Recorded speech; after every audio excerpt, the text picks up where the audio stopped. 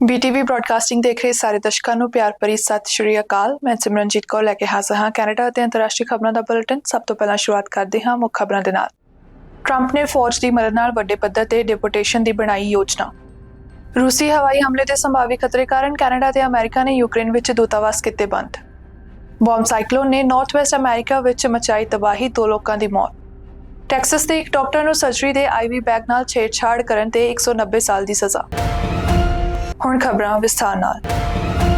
Donald Trump ਨੇ ਐਲਾਨ ਕੀਤਾ ਹੈ ਕਿ ਮੁੜ ਰਾਸ਼ਟਰਪਤੀ ਬਣਨ ਤੇ ਉਹਨਾਂ ਨੇ ਇੱਕ ਯੋਜਨਾ ਬਣਾਈ ਹੈ ਜਿਸ ਵਿੱਚ ਉਹ ਨੈਸ਼ਨਲ ਐਮਰਜੈਂਸੀ ਲਾਗੂ ਕਰਕੇ ਫੌਜ ਦੀ ਮਦਦ ਨਾਲ ਵੱਡੇ ਪੱਧਰ ਤੇ ਗੈਰ ਕਾਨੂੰਨੀ ਇਮੀਗ੍ਰੈਂਟਸ ਨੂੰ ਦੇਸ਼ ਤੋਂ ਬਾਹਰ ਕਰ ਦੇਣਗੇ। ਇਸ ਯੋਜਨਾ ਨੂੰ ਅੰਜਾਮ ਦੇਣ ਲਈ ਉਹਨਾਂ ਨੇ ਟੌਮ ਹੋਮਨ ਨੂੰ ਬੋਰਡਰ ਜ਼ਾਰ ਅਤੇ ਸਟੀਵਨ ਮਿਲਰ ਨੂੰ ਸਲਾਹਕਾਰ ਨਿਯੁਕਤ ਕੀਤਾ ਹੈ। ਦੱਸਦੀ ਹੈ ਕਿ ਇਸ ਯੋਜਨਾ ਵਿੱਚ ਰਾਜਾਂ ਦੀ ਨੈਸ਼ਨਲ ਗਾਰਡ ਦੇ ਜਵਾਨਾਂ ਦੀ ਮਦਦ ਲੈਣ ਅਤੇ ਵੱਡੇ ਹਿਰਾਸਤੀ ਕੈਂਪ ਬਣਾਉਣਾ ਸ਼ਾਮਲ ਹੈ। ਉੱਥੇ ਹੀ ਟਰੰਪ ਨੇ ਇਸ ਐਲਾਨ ਨੂੰ ਲੈ ਕੇ ਮਾਹਰਾਂ ਅਤੇ ਵਕੀਲਾਂ ਨੇ ਇਸ ਯੋਜਨਾ ਦੇ ਕਾਨੂੰਨੀ ਅਤੇ ਆਰਥਿਕ ਮਸਲਿਆਂ ਨੂੰ ਲੈ ਕੇ ਚਿੰਤਾ ਜਤਾਈ ਹੈ, ਜਿਸ ਨੂੰ ਲੈ ਕੇ ਉਹਨਾਂ ਦਾ ਕਹਿਣਾ ਹੈ ਕਿ 1 ਮਿਲੀਅਨ ਲੋਕਾਂ ਨੂੰ ਹਰ ਸਾਲ ਡਿਪੋਰਟ ਕਰਨ ਦੀ ਲਾਗਤ 10 ਸਾਲਾਂ ਵਿੱਚ ਲਗਭਗ $1 ਟ੍ਰਿਲੀਅਨ ਹੋਵੇਗੀ। ਉਹਨਾਂ ਨੇ ਕਿਹਾ ਕਿ ਇਹ ਯੋਜਨਾ ਉਹਨਾਂ ਪਰਿਵਾਰਾਂ ਨੂੰ ਨੁਕਸਾਨ ਪਹੁੰਚਾ ਸਕਦੀ ਹੈ ਜਿਨ੍ਹਾਂ ਵਿੱਚ ਅਮਰੀਕੀ ਨਾਗਰਿਕ ਵੀ ਸ਼ਾਮਲ ਹਨ, ਅਤੇ ਨਾਲ ਹੀ ਟਰੰਪ ਨੇ ਇਹ ਵੀ ਸਾਫ਼ ਨਹੀਂ ਕੀਤਾ ਹੈ ਕਿ ਉਹ DACA ਪ੍ਰੋਗਰਾਮ ਹੇਠ ਆਉਣ ਵਾਲਿਆਂ ਨੂੰ ਵੀ ਟਾਰਗੇਟ ਕਰਨਗੇ ਜਾਂ ਨਹੀਂ। ਜ਼ਿਕਰਯੋਗ ਹੈ ਕਿ ਟਰੰਪ ਦੀ ਇਸ ਯੋਜਨਾ ਦੇ ਐਲਾਨ ਤੋਂ ਬਾਅਦ ਲੋਕਾਂ ਵਿੱਚ ਕਾਫੀ ਜ਼ਿਆਦਾ ਵਿਰੋਧ ਦੇਖਿਆ ਜਾ ਰਿਹਾ ਹੈ, ਜਿੱਥੇ ਸਿਵਲ ਰਾਈਟਸ ਦੇ ਸਮਰਥਕਾਂ ਨੇ ਚੇਤਾਵਨੀ ਦਿੱਤੀ ਹੈ ਕਿ ਕਈ ਵੈਧ ਦਸਤਾਵੇਜ਼ ਵਾਲੇ ਲੋਕ ਜਾਂ ਅਮਰੀਕੀ ਨਾਗਰਿਕ ਵੀ ਗਲਤੀ ਨਾਲ ਹਿਰਾਸਤ ਵਿੱਚ ਲਏ ਜਾ ਸਕਦੇ ਹਨ। ਦੱਸਦੀ ਕਿ ਇਸ ਦੌਰਾਨ ਟਰੰਪ ਨੇ ਆਪਣੇ ਦਾਅਵਿਆਂ ਦਾ ਬਚਾਅ ਕੀਤਾ ਅਤੇ ਕਿਹਾ ਹੈ ਕਿ ਇਹ ਯੋਜਨਾ ਗੁਨਾਹ ਅਤੇ ਗੈਰ ਕਾਨੂੰਨੀ ਇਮੀਗ੍ਰੇਸ਼ਨ ਦਾ ਮੁਕਾਬਲਾ ਕਰਨ ਲਈ ਲਾਜ਼ਮੀ ਹੈ। ਹਾਲਾਂਕਿ ਅੰਕੜੇ ਉਹਨਾਂ ਦੇ ਦਾਅਵਿਆਂ ਦਾ ਸਮਰਥਨ ਨਹੀਂ ਕਰਦੇ। ਕੈਲਗਰੀ ਜ਼ੂ ਵਿੱਚ 12 ਨਵੰਬਰ ਨੂੰ 2 ਸਾਲਾਂ ਦੇ ਵੈਸਟਰਨ ਲੋਲੈਂਡ ਗੋਰੀਲਾ ਏਅਰ ਦੀ ਮਨੁੱਖੀ ਗਲਤੀ ਕਾਰਨ ਦੁਖਦਾਈ ਮੌਤ ਹੋ ਗਈ। ਅਧਿਕਾਰੀਆਂ ਦੇ ਮੁਤਾਬਕ ਇੱਕ ਕਰਮਚਾਰੀ ਨੇ ਸਿਖਲਾਈ ਲਈ ਏਅਰ ਨੂੰ ਵੱਖ ਕਰਨ ਦੀ ਕੋਸ਼ਿਸ਼ ਕਰਨ ਦੌਰਾਨ ਗਲਤੀ ਨਾਲ ਗਲਤ ਹਾਈਡ੍ਰੋਲਿਕ ਦਰਵਾਜ਼ਾ ਐਕਟੀਵੇਟ ਕਰ ਦਿੱਤਾ, ਜਿੱਥੇ ਦਰਵਾਜ਼ੇ ਦੀ ਚਪੇਟ ਵਿੱਚ ਆਉਣ ਕਾਰਨ ਏਅਰ ਦੇ ਸਿਰ ਤੇ ਗੰਭੀਰ ਸੱਟਾਂ ਆਈਆਂ ਅਤੇ ਤੁਰੰਤ ਬਚਾਉਣ ਦੇ ਯਤਨਾਂ ਦੇ ਬਾਵਜੂਦ ਉਸ ਦੀ ਜਾਨ ਬਚਾਈ ਨਹੀਂ ਜਾ ਸਕੀ। ਇਸ ਘਟਨਾ ਦੇ ਵਾਪਰਨ ਤੋਂ ਬਾਅਦ ਜ਼ੂ ਨੇ ਮਾਮਲੇ ਦੀ ਜਾਂਚ ਸ਼ੁਰੂ ਕਰ ਦਿੱਤੀ ਹੈ ਤੇ ਨਵੇਂ ਸੁਰੱਖਿਆ ਕਾਇਦਿਆਂ ਨੂੰ ਲਾਗੂ ਕੀਤਾ ਹੈ, ਜਿਸ ਵਿੱਚ ਸਟਾਫ ਲਈ ਸਾਲਾਨਾ ਖਾਸ ਟ੍ਰੇਨਿੰਗ ਸ਼ਾਮਲ ਹੈ ਤਾਂ ਜੋ ਦਰਵਾਜ਼ਿਆਂ ਦੇ ਸੰਚਾਲਨ ਵਿੱਚ ਸੁਧਾਰ ਲਿਆਉਣ ਦੀ ਗਰੰਟੀ ਦਿੱਤੀ ਜਾ ਸਕੇ। ਇਸ ਦੌਰਾਨ ਅਧਿਕਾਰੀਆਂ ਨੇ ਗੋਰੀਲਿਆਂ ਲਈ ਸੁਰੱਖਿਅਤ ਦੂਰੀ ਬਣਾਈ ਰੱਖਣ ਦੇ ਨਵੇਂ ਨਿਯਮ ਵੀ ਲਾਗੂ ਕੀਤੇ ਹਨ ਅਤੇ ਦਰਵਾਜ਼ਿਆਂ ਦੇ ਡਿਜ਼ਾਈਨ ਬਾਰੇ ਵੀ ਮੁੜ ਵਿਚਾਰ ਕੀਤਾ ਜਾ ਰਿਹਾ ਹੈ। ਜ਼ਿਕਰਯੋਗ ਹੈ ਕਿ ਇਹ ਘਟਨਾ ਜ਼ੂ ਵਿੱਚ ਪਿਛਲੇ ਕੁਝ ਸਾਲਾਂ ਤੋਂ ਜਾਨਵਰਾਂ ਦੀ ਮੌਤ ਦੀ ਲੜੀ ਵਿੱਚ ਇੱਕ ਹੋਰ ਵਾਧਾ ਹੈ, ਜਿਸ ਨਾਲ ਵਾਈਲਡ ਲਾਈਫ ਦੇ ਵਕੀਲਾਂ ਵਿੱਚ ਚਿੰਤਾ ਪੈਦਾ ਹੋ ਗਈ ਹੈ। ਆਲੋਚਕ ਜ਼ੂ ਦੀ ਕੰਮਕਾਜੀ ਪ੍ਰਕਿਰਿਆਵਾਂ ਦੀ ਗਹਿਰਾਈ ਨਾਲ ਸਮੀਖਿਆ ਕਰਨ ਦੀ ਮੰਗ ਕਰ ਰਹੇ ਹਨ ਤਾਂ ਕਿ ਅਗਲੇ ਹਾਦਸਿਆਂ ਨੂੰ ਰੋਕਿਆ ਜਾ ਸਕੇ ਅਤੇ ਜ਼ੂ ਵਿੱਚ ਸਾਰੇ ਜਾਨਵਰਾਂ ਦੀ ਸੁਰੱਖਿਆ ਨੂੰ ਯਕੀਨੀ ਬਣਾਇਆ ਜਾ ਸਕੇ।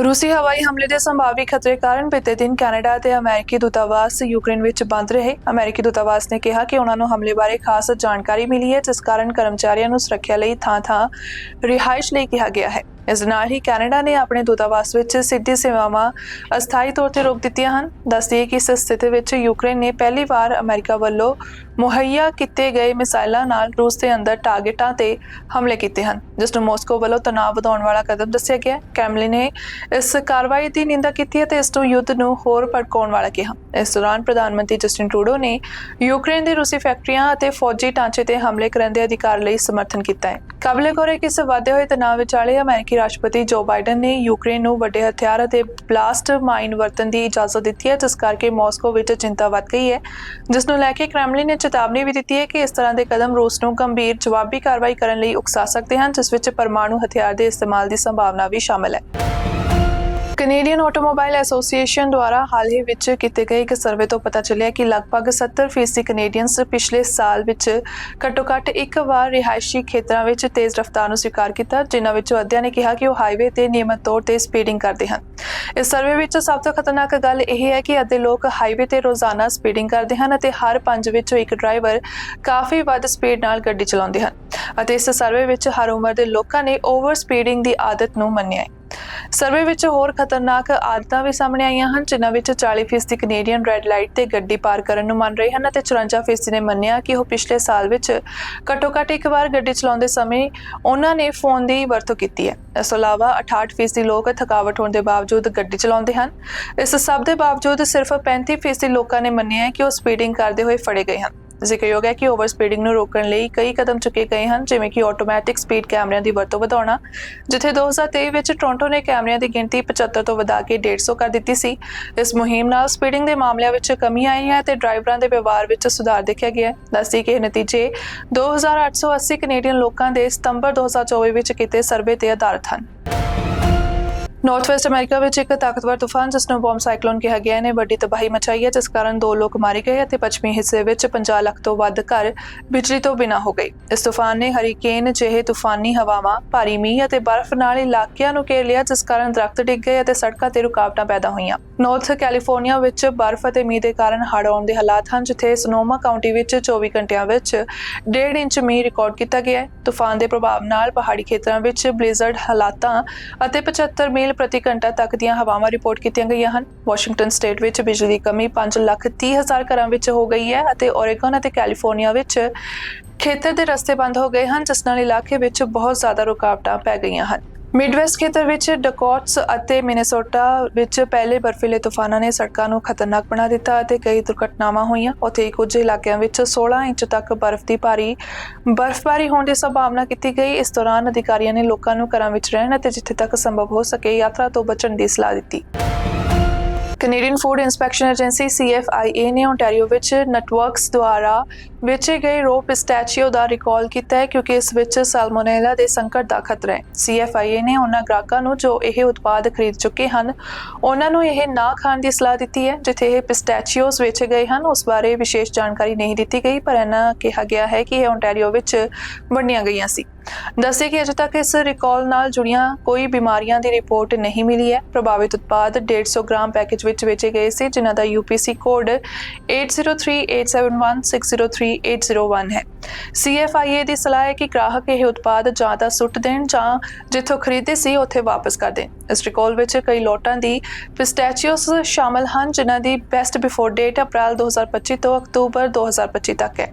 ਪ੍ਰਭਾਵਿਤ ਲੋਟ ਕੋਡ ਵਿੱਚ 24115063, 24124013, 24150134, 24166010, 24178008, 24220072, 24243022, 24247163 ਅਤੇ 24289078 ਸ਼ਾਮਲ ਹਨ।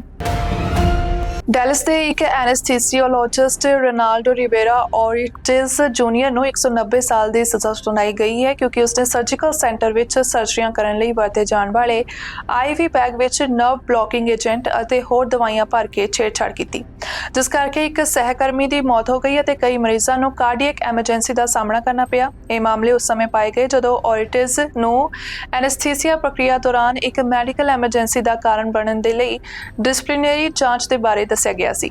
ਔਰਿਟਿਜ਼, ਜਿਸ ਦਾ ਡਿਸਪਲਿਨਰੀ ਮਾਮਲਿਆਂ ਦਾ ਇਤਿਹਾਸ ਰਿਹਾ ਹੈ, ਸਤੰਬਰ 2022 ਵਿੱਚ ਗ੍ਰਿਫਤਾਰ ਹੋਇਆ ਸੀ ਅਤੇ ਅਪ੍ਰੈਲ 2024 ਵਿੱਚ ਦੋਸ਼ੀ ਠਹਿਰਾਇਆ ਗਿਆ ਸੀ। ਕੋਰਟ ਦਸਤਾਵੇਜ਼ਾਂ ਦੇ ਅਨੁਸਾਰ ਔਰਿਟਿਜ਼ ਨੇ ਆਪਣੀ ਸਜ਼ਾ ਸੁਣਵਾਈ ਤੇ ਹਾਜ਼ਰੀ ਦੇਣ ਦਾ ਅਧਿਕਾਰ ਛੱਡ ਦਿੱਤਾ ਸੀ। ਪ੍ਰੋਸੀਕਿਊਟਰਸ ਨੇ ਕਿਹਾ ਕਿ ਮਈ ਤੋਂ ਅਗਸਤ 2022 ਦੇ ਦਰਮਿਆਨ ਸਰਜੀਕਲ ਸੈਂਟਰ ਵਿੱਚ ਕਈ ਮਰੀਜ਼ਾਂ ਨੂੰ ਰੂਟੀਨ ਮੈਡੀਕਲ ਪ੍ਰਕਿਰਿਆਵਾਂ ਦੌਰਾਨ ਕਾਰਡੀਅਕ ਐਮਰਜੈਂਸੀਜ਼ ਦਾ ਸਾਹਮਣਾ ਕਰਨਾ ਪਿਆ, ਜਿਸ ਨਾਲ ਸਟਾਫ ਨੂੰ IV ਬੈਗ ਨਾਲ ਛੇੜਛਾੜ ਦੇ ਇਰਾਦੇ ਦਾ ਸ਼ੱਕ ਹੋਇਆ। ਕਾਰਡੀਅਕ ਐਮਰਜੈਂਸੀਜ਼ ਦੇ ਇਲਾਵਾ ਸੈਂਟਰ ਦੇ ਇੱਕ ਐਨਸਥੀਸੀਓਲੋਜਿਸਟ ਦੀ ਮੌਤ ਵੀ ਹੋ ਗਈ ਜਦੋਂ ਉਸਨੇ ਫੈਸਿਲਿਟੀ ਦੇ IV ਬੈਗ ਨਾਲ ਖੁਦ ਨੂੰ ਡੀਹਾਈਡਰੇਸ਼ਨ ਦੇ ਇਲਾਜ ਲਈ ਵਰਤਿਆ।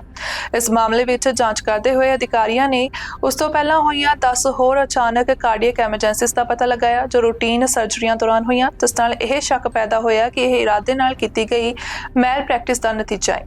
ਉਸ ਦੀ ਗ੍ਰਿਫਤਾਰੀ ਤੋਂ ਬਾਅਦ ਟੈਕਸਸ ਮੈਡੀਕਲ ਬੋਰਡ ਨੇ ਔਰਿਟਿਜ਼ ਦੀ ਮੈਡੀਕਲ ਲਾਇਸੈਂਸ ਨੂੰ ਵੀ ਸਸਪੈਂਡ ਕਰ ਦਿੱਤਾ ਹੈ। ਕੈਨੇਡਾ ਵਿੱਚ ਰਿਫਿਊਜੀਆਂ ਅਤੇ ਅਸਾਈਲਮ ਸੀਕਰਸ ਦੀ ਗਿਣਤੀ ਵਿੱਚ ਵਾਧੇ ਨੇ ਕਈ ਸ਼ਹਿਰਾਂ ਨੂੰ ਨਵੇਂ ਆਉਣ ਵਾਲਿਆਂ ਲਈ ਅਸਥਾਈ ਰਿਹਾਇਸ਼ ਬਣਾਉਣ ਲਈ ਪ੍ਰੇਰਿਤ ਕੀਤਾ ਹੈ, ਜਿਸ ਨੂੰ ਲੈ ਕੇ ਓਟਵਾ ਸਪ੍ਰਿੰਗ ਸਟਰਕਚਰ ਬਣਾਉਣ ਉੱਤੇ ਕੰਮ ਕਰ ਰਿਹਾ ਹੈ, ਜੋ ਕਿ ਟੈਂਪਰੇਰੀ ਸ਼ੈਲਟਰ ਦੇ ਤੌਰ ਤੇ ਕੰਮ ਕਰੇਗਾ ਅਤੇ ਇਹਨਾਂ ਸੈਂਟਰਾਂ ਵਿੱਚ ਲੈਂਗੁਏਜ ਟ੍ਰੇਨਿੰਗ ਅਤੇ ਰੁਜ਼ਗਾਰ ਸਹਾਇਤਾ ਵਰਗੀਆਂ ਸੇਵਾਵਾਂ ਵੀ ਪ੍ਰਦਾਨ ਕੀਤੀਆਂ ਜਾਣਗੀਆਂ। ਇਹ ਸੈਂਟਰ ਰਿਫਿਊਜੀਆਂ ਨੂੰ ਸਿਰਫ ਕੁਝ ਹਫ਼ਤਿਆਂ ਲਈ ਰੱਖਣ ਲਈ ਤਿਆਰ ਕੀਤੇ ਜਾ ਰਹੇ ਹਨ, ਜਿਸ ਤੋਂ ਬਾਅਦ ਉਹ ਓਟਵਾ ਦੇ ਸਿਟੀ ਸੈਟਲਮੈਂਟ ਇਨਫਰਾਸਟ੍ਰਕਚਰ ਵਿੱਚ ਸਥਾਈ ਰਿਹਾਇਸ਼ ਵਿੱਚ ਤਬਦੀਲ ਹੋ ਜਾਣਗੇ।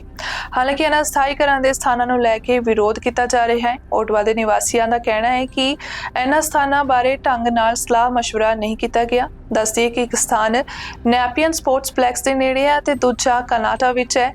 ਇਸ ਦੌਰਾਨ ਸ਼ਹਿਰ ਦੇ ਕੌਂਸਲਰ ਸ਼ੌਨ ਡਵਾਈਨ ਨੇ ਇਸ ਗੱਲ ਤੇ ਜ਼ੋਰ ਦਿੱਤਾ ਕਿ ਸ਼ਹਿਰ ਰਿਫਿਊਜੀਆਂ ਦੀ ਵੱਧਦੀ ਗਿਣਤੀ ਨੂੰ ਸੰਭਾਲਣ ਲਈ ਕੰਮ ਕਰ ਰਿਹਾ ਹੈ ਅਤੇ ਫੈਡਰਲ ਸਰਕਾਰ ਦੀ ਸਹਾਇਤਾ ਦੀ ਲੋੜ ਹੈ। ਜ਼ਿਕਰਯੋਗ ਹੈ ਕਿ ਇਹ ਨਵੇਂ ਸਟਰਕਚਰ ਫੈਡਰਲ ਅਸਥਾਈ ਰਿਹਾਇਸ਼ ਸਹਾਇਤਾ ਪ੍ਰੋਗਰਾਮ ਰਾਹੀਂ ਫੰਡ ਕੀਤੇ ਜਾਣਗੇ, ਜਿਸ ਲਈ ਕੈਨੇਡਾ ਦੇ ਕਈ ਸ਼ਹਿਰਾਂ ਵਿੱਚ ਪਹਿਲਾਂ ਹੀ ਕਾਫੀ ਫੰਡ ਜਾਰੀ ਕੀਤੇ ਜਾ ਚੁੱਕੇ ਹਨ। ਹੋਰ ਸ਼ਹਿਰ ਜਿਵੇਂ ਕਿ ਮਿਸੀਸਾਗਾ ਨੇ ਵੀ ਰਿਫਿਊਜੀਆਂ ਲਈ ਅਸਥਾਈ ਰਿਹਾਇਸ਼ ਪ੍ਰਦਾਨ ਕਰਨ ਲਈ ਖਾਸ ਸੈਂਟਰ ਖੋਲ੍ਹੇ ਹਨ। ਮਿਸੀਸਾਗਾ ਦਾ ਸੈਂਟਰ ਪੀਅਰਸਨ 에ਅਰਪੋਰਟ ਦੇ ਨੇੜੇ ਹੈ, ਜੋ ਕਿ ਅਸਾਈਲਮ ਸੀਕਰਸ ਲਈ ਰਿਹਾਇਸ਼ ਪ੍ਰਦਾਨ ਕਰਦਾ ਹੈ। ਜਿਵੇਂ ਰਿਫਿਊਜੀਆਂ ਦੀ ਗਿਣਤੀ ਵੱਧਦੀ ਜਾ ਰਹੀ ਹੈ, ਸਥਾਨਕ ਸਰਕਾਰਾਂ ਨੇ ਇਸ ਸਮੱਸਿਆ ਦੇ ਹੱਲ ਲਈ ਪ੍ਰਭਾਵਸ਼ਾਲੀ ਹੱਲਾਂ ਦੀ ਮੰਗ ਕੀਤੀ ਹੈ ਤਾਂ ਜੋ ਨਵੇਂ ਆਉਣ ਵਾਲਿਆਂ ਤੇ ਮੌਜੂਦਾ ਨਿਵਾਸੀਆਂ ਦੀ ਭਲਾਈ ਸੁਰੱਖਿਅਤ ਰਹੇ। ਰੈਂਡੀ ਬੁਆਸਟੋ ਨੇ ਪ੍ਰਧਾਨ ਮੰਤਰੀ ਜਸਟਿਨ ਟਰੂਡੋ ਦੀ ਕੈਬਨਿਟ ਵਿੱਚੋਂ ਰੋਜ਼ਗਾਰ ਮੰਤਰਾਲੇ ਦਾ ਆਪਣਾ ਪਦ ਛੱਡ ਦਿੱਤਾ ਹੈ, ਕਿਉਂਕਿ ਉਸ ਦੇ ਇੰਡੀਜੀਨਸ ਪਛਾਣ ਦੇ ਦਾਅਵਿਆਂ ਤੇ ਕੁਝ ਸਮੇਂ ਤੋਂ ਸਵਾਲ ਖੜੇ ਹੋ ਰਹੇ ਸੀ।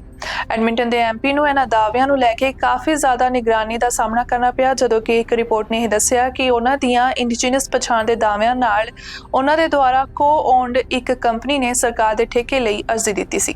ਜ਼ਿਕਰਯੋਗ ਹੈ ਕਿ ਬੁਆਸਟੋ ਨੇ 2018 ਵਿੱਚ ਆਪਣੇ ਆਪ ਨੂੰ ਨੌਨ ਸਟੇਟਸ ਅਡਾਪਟਡ ਕ੍ਰੀ ਦੱਸਿਆ ਸੀ, ਪਰ ਰਿਪੋਰਟਾਂ ਤੋਂ ਬਾਅਦ ਉਹ ਇਹ ਦਾਅਵੇ ਵਾਪਸ ਲੈ ਚੁੱਕੇ ਹਨ। ਦੱਸੀ ਕਿ ਇਹ ਚਰਚਾ ਉਸ ਵੇਲੇ ਵਧੀ ਜਦੋਂ ਨੈਸ਼ਨਲ ਪੋਸਟ ਨੇ ਉਹਨਾਂ ਦੀ ਪਿਛੋਕੜ ਦੇ ਬਾਰੇ ਸਵਾਲ ਉਠਾਏ, ਜਿਸ ਤੋਂ ਬਾਅਦ ਕੰਜ਼ਰਵੇਟਿਵ ਅਤੇ ਐਨਡੀਪੀ ਪਾਰਟੀਆਂ ਨੇ ਉਹਨਾਂ ਤੋਂ ਅਸਤੀਫਾ ਮੰਗਿਆ ਅਤੇ ਹੁਣ ਪ੍ਰਧਾਨ ਮੰਤਰੀ ਦਫ਼ਤਰ ਨੇ ਇੱਕ ਬਿਆਨ ਵਿੱਚ ਕਿਹਾ ਹੈ ਕਿ ਬੁਆਸਟੋ ਆਪਣੇ ਖਿਲਾਫ ਲੱਗੇ ਦੋਸ਼ਾਂ ਨੂੰ ਸਾਫ਼ ਕਰਨ ਤੇ ਧਿਆਨ ਦੇਣਗੇ ਅਤੇ ਜੀਨੇਟ ਪੈਟੀਪਾ ਟੇਲਰ ਅਸਥਾਈ ਤੌਰ ਤੇ ਉਹਨਾਂ ਦੇ ਕੈਬਨਿਟ ਦੇ ਕੰਮ-ਕਾਜ ਨੂੰ ਸੰਭਾਲਣਗੇ। ਬੁਲਟਨ ਦੇ ਵਿੱਚ ਅੱਜ ਲਈ ਇੰਨਾ ਹੀ। ਮੁੜ ਤੋਂ ਹਾਜ਼ਰ ਹੋਵਾਂਗੇ ਨਵੀਆਂ ਖਬਰਾਂ ਦੇ ਨਾਲ। ਤੁਸੀਂ ਵੇਖਦੇ ਰਹੋ BTV broadcasting. B positive, B yourself.